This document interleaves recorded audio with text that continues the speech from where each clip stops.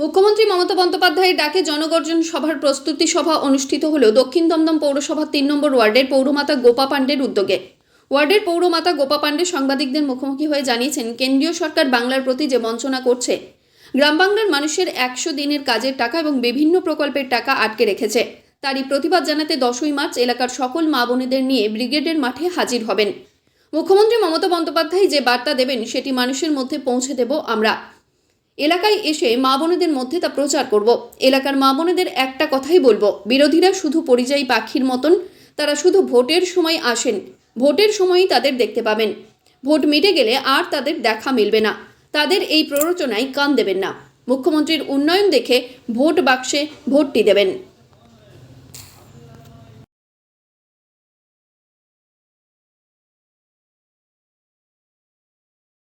আপনাদের কাছে এসে গলা জড়িয়ে বলতে পারি যে হ্যাঁ, বাংলার মানুষের জন্য মমতা বন্দ্যোপাধ্যায় সরকার একের পর এক স্বপ্নের প্রকল্প উপহার দিয়েছেন। আর আপনারা বাংলার মানুষকে বারবার ভোটের সময় আপনাদের আশীর্বাদ উজাড় করে দিয়েছেন। এই যে দেওয়া এবং নেওয়া, এই দেওয়া স্থিত আর এই যে মেলবন্ধন, সেই মেলবন্ধন বাংলাকে কোনোদিন মমতা বন্দ্যোপাধ্যায় বাংলার মানুষের মন থেকে যে একমাত্র মুখ্যমন্ত্রী যিনি সারাক্ষণ আপনার আমার কথা ভাবেন, যে মানুষ আপনার আমার কথা ভাববেন, আপনারা তো নির্বাচনের সময় তার দিকে রায় দেবেন। তাই জল বাংলার বায়ু বাংলার ফল পূর্ণ হোক, পূর্ণ হোক, পূর্ণ হোক। হে ভগবান, বাংলার মাটি বাংলার জল বাংলার বায়ু বাংলার ফল পূর্ণ হোক, পূর্ণ হোক, পূর্ণ হোক।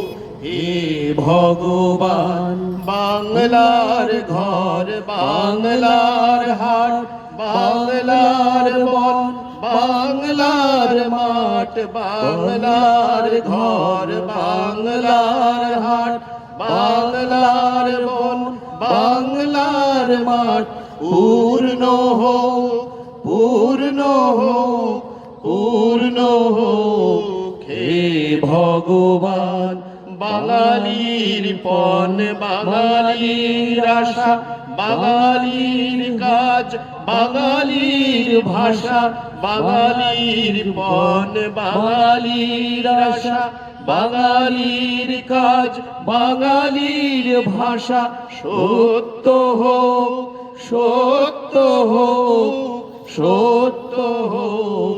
হে ভগবান, বাঙালির প্রাণ বাঙালির জিন্দাবাদ জিন্দাবাদ স্বাগতরা জিন্দাবাদ জিন্দাবাদ জিন্দাবাদ অবশ্যই বন্ধুরা জিন্দাবাদ জিন্দাবাদ জিন্দাবাদ জিন্দাবাদ জিন্দাবাদ লড়াই করে বাঁচতে চাই মমতা ব্যানার্জি আবার কে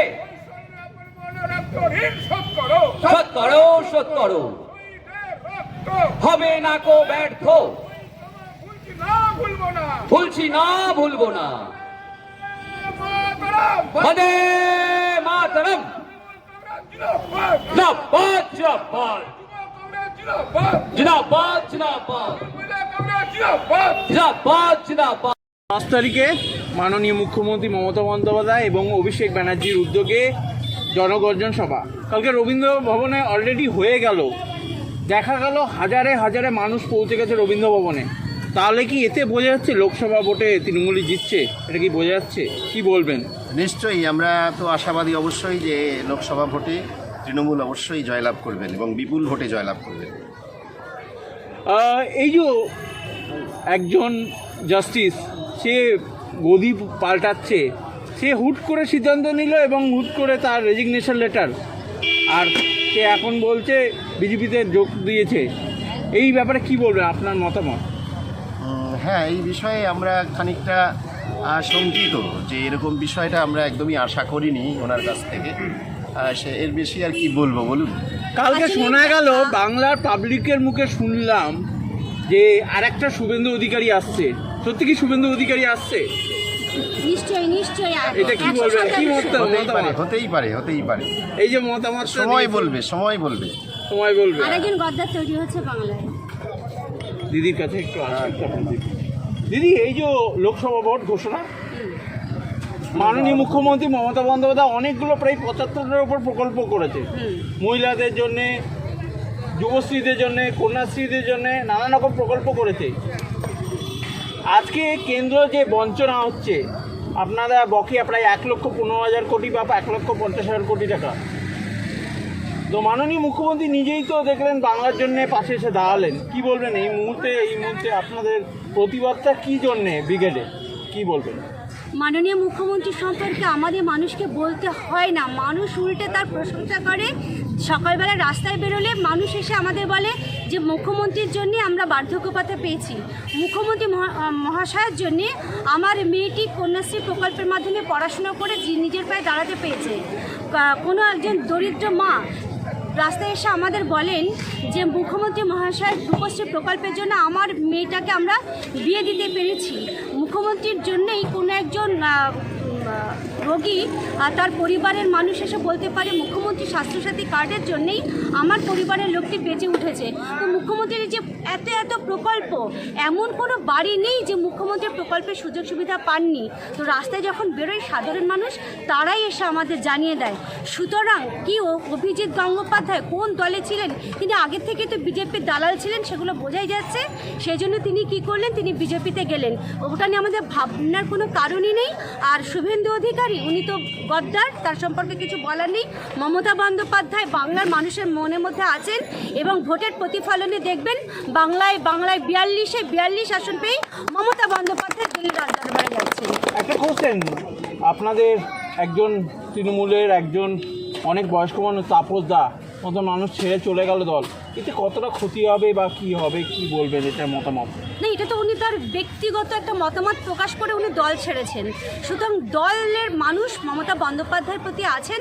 একজন কর্মী চলে গেলেন, কিন্তু আরও দল। কিন্তু আজকে আমাদের কাছে খবর আসছে উনি রেজিগনেশন লেটার নেননি, মুখ্যমন্ত্রী তৃণমূল ভবনে খবর আমরা পেয়েছি, আজকে নেননি রেজিগনেশন লেটার। মমতা বন্দ্যোপাধ্যায় এবং দলের শীর্ষ নেতৃত্ব যেটা বিচার বিবেচনা করবেন, সেটাই আমরা দলের একদম নিচু স্তরে যারা কর্মী আছি, আমরা সেই বিচার বিবেচনাটাকে আমরা প্রাধান্য দেবো, গুরুত্ব দেবো এবং স্বীকৃতি দেবো।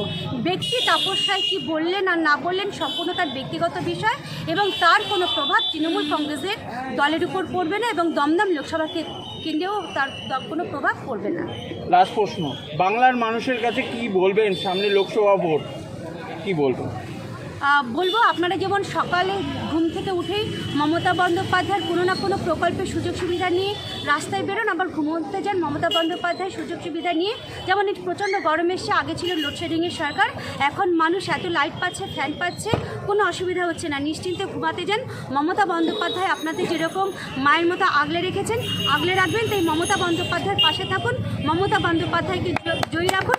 আর তার মতো মাকে আমরা নিরাপদে রাখবো, আশ্রয় রাখবো, ভরসা রাখবো, এটাই একটি কথা বলবো বাংলা জনগণের কাছে।